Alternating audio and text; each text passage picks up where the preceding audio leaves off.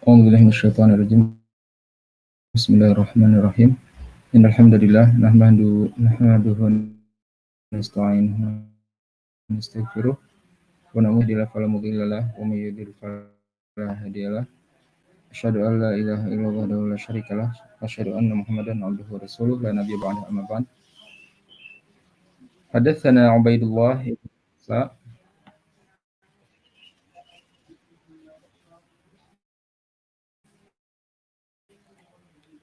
Bukhari Bukhari rahimahullah taala telah berbicara kepadaku langsung Ubaidullah ibnu Musa.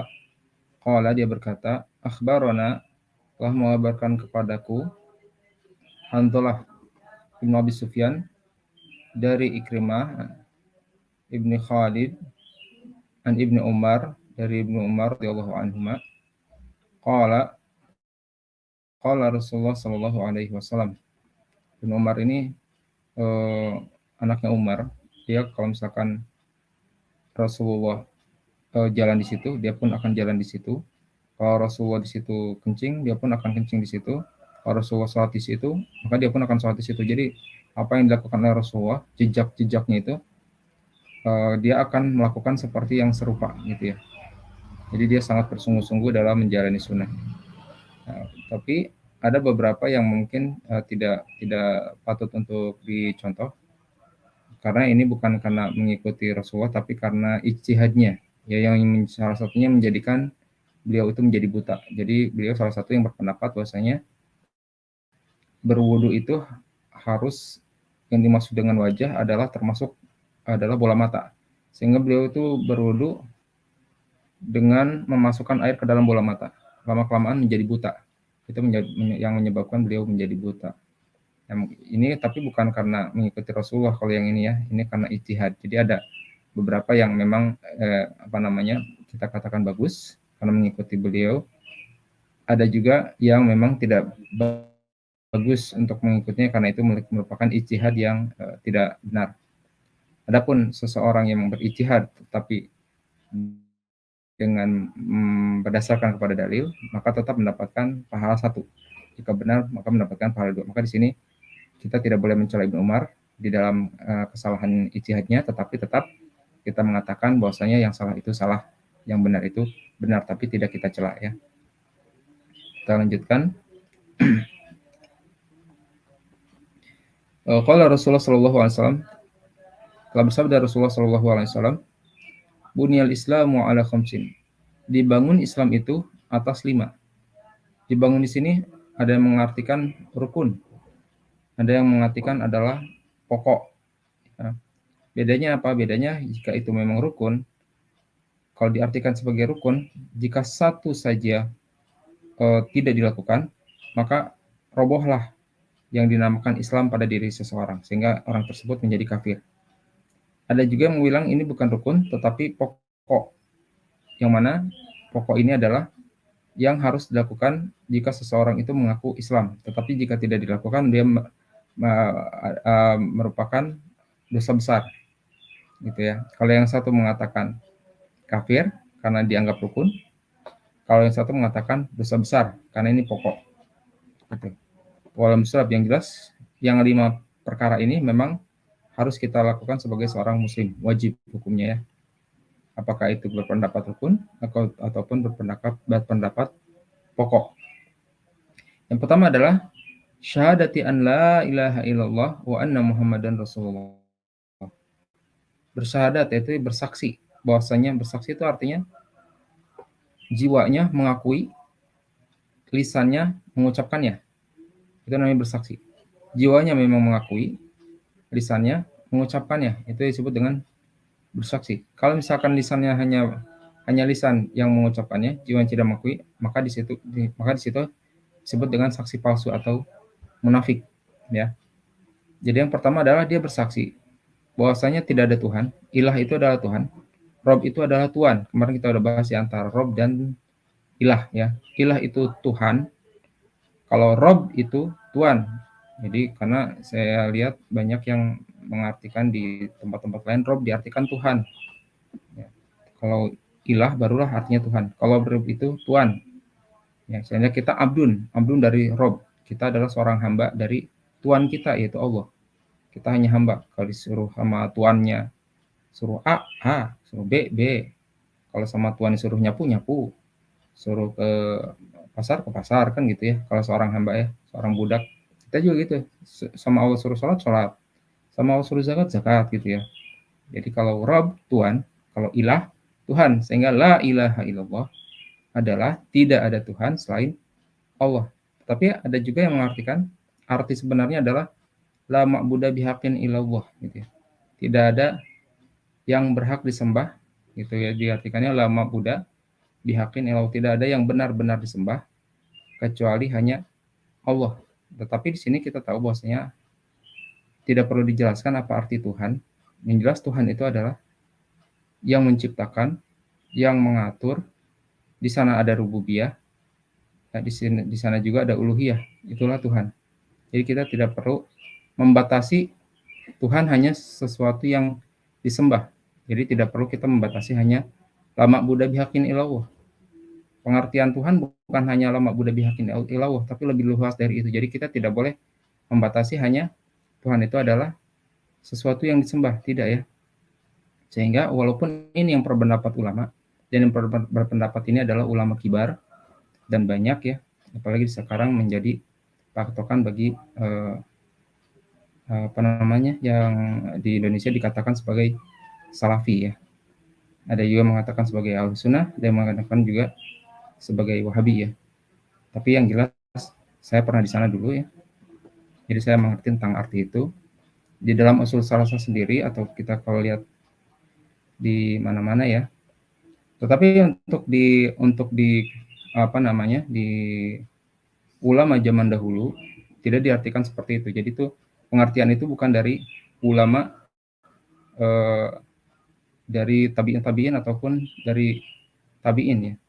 Pengertian lama Buddha bihakin ilawah tidak diambil dari sana. Maka di sini kita tidak boleh membatasi karena memang bukan pengertiannya tidak ada di zaman dulu, tidak ada ya. Jadi arti kata Tuhan lebih luas daripada sesuatu yang disembah. Maka la ilaha illallah bukan hanya lama Buddha bihakin illallah. Pengertiannya benar, betul. Di antara dari la ilaha illallah pengertiannya adalah lama Buddha bihakin illallah. Tapi bukan hanya itu. Jadi jangan dibatasi. Bukan hanya tidak ada yang dapat disembah, bukan hanya tidak ada sembahan yang hak, karena hanya itu artinya. Tapi lebih dari itu. Ya tidak ada Tuhan berarti yang ya tidak ada Tuhan.